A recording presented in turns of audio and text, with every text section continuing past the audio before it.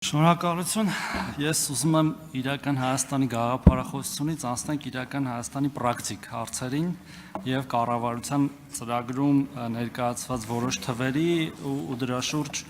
մի փոքր երկխոսություն ունենք, պարոն վարչապետ, խոսքը ժողովրդագրության մասին է, որտեղ իրական Հայաստանը կամ պետությունը առանց մարդկանց ոչինչ է, պետությունը գիտենք, տարածքն է եւ մարդիկ հիմնականում։ Հիմա մենք դժբախտաբար ժողովրդագրության մասով լավ իրավիճակ չունենք, թեև ունենք թեթև լավ տենդենսներ։ Ես ուզում եմ մի երկու թիվ ասել եւ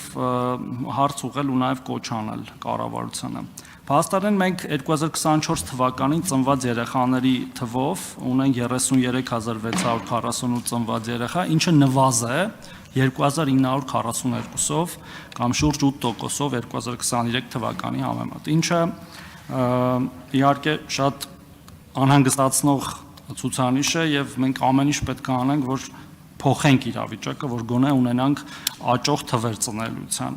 Լավ է, որ պտղաբերության ցուցանիշը, որը ցույց է տալիս, թե մեկ վերարտադրողական տարիքի կինը քանի երեխա է ունենում այդ կյանքի ընթացքում 18-ից 49 տարեկաններում աճել է, այսինքն մենք ունենք 1.9 ցուցանիշ եւ իդեալականը այն է, որ մենք ունենանք 2 եւ 2.1 ցուցանիշ։ Ես գիտեմ, որ մենք ընդունել ենք կառավարությունը ընդունել է ժողովրդագրության մասին ռազմավարությունը, որտեղ բազմաթիվ միջոցառումներ կան։ Ես ուզում եմ հարցնել, մենք կարող ենք ավելի համարձակ գտնվել այս հարցում, որտեղ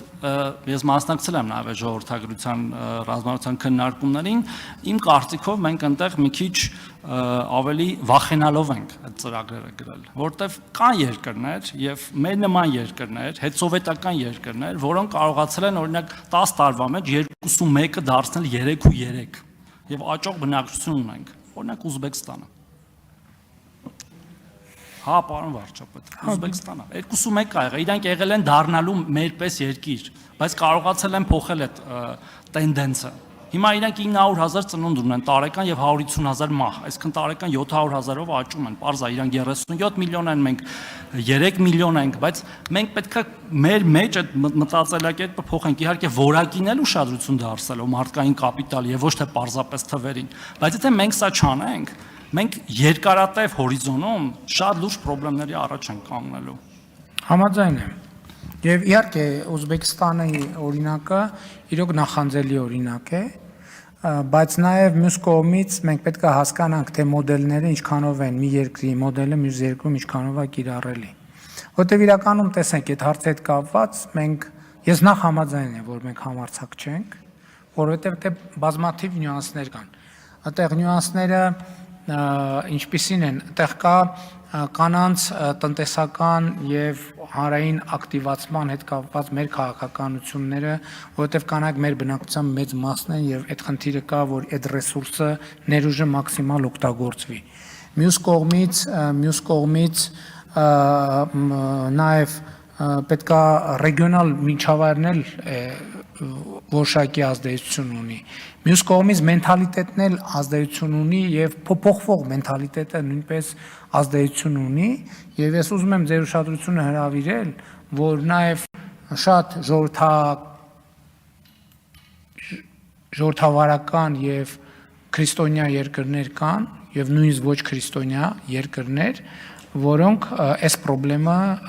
ունեն եւ պետք է խոստովանել, որ այստեղ մեզ պետք են իրոք համարձակ քայլեր եւ այդ համարձակ քայլերի մի մասը արված է նույնիսկ, բայց մենք համարձակություններս չի երիկում, որ այդ քայլերի մասին շատ բարձրաձայն, ոչ թե բարձրաձայն, այլ լիաթոք ասենք, որ նաեւ sense հնարավորություններ կան, որովհետեւ տարբեր նրբություններ կան եւ մտավախություններ կան, այդ թվում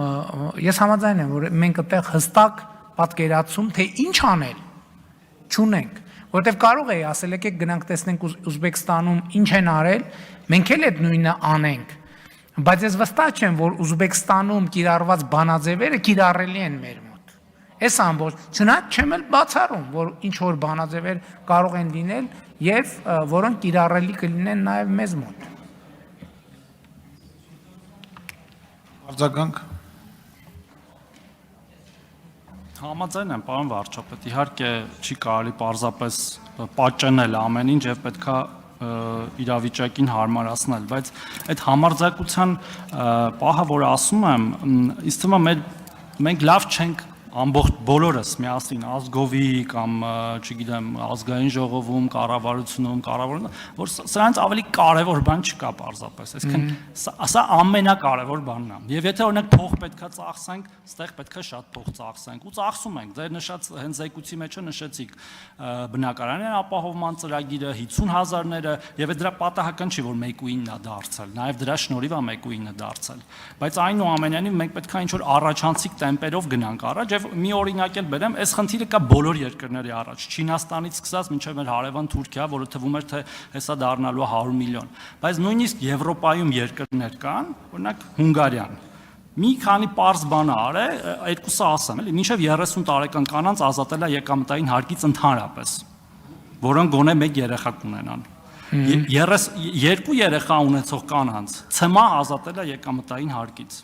Միջոցառումներ կան, որ անում են երկրներ, որտեղ համարում են, որ դրանից ավելի կարևոր բան չկա։ Ես հիմա չեմ ասում, որ մենք սա հենց սա պետք է անենք, բայց ես առաջարկում եմ չսահմանափակվել ռազմավարությամբ, որը արդեն ընդունել ենք եւ նոր բաներ մտածենք հարցը ուղղելու։ Մի բան ակնհայտ է, որ քանի դեռ մեր ուզած խնդրի լուծմանը չենք հասել, պետք է նոր բաներ մտածենք, որովհետև հակառակ դեպքում, այսինքն այո, համաձայն եմ, որ դա ամենակարևոր բանն է կամ ամենակարևոր ցուցանիշներից մեկը, որի վրա մենք պետք է կենտրոնանանք եւ համաձայն եմ, քանի մեր ցուցանիշները մենք չենք արձանագրում, որ գոհացուցիչ ենք, մենք պետք է նոր բաներ մտածենք եւ նոր միջոցներ ձեռնարկենք, որոնք այդ է խնդիրը, թե որոնք են, որ մեր դեպքում կտան կոնկրետ արդյունքներ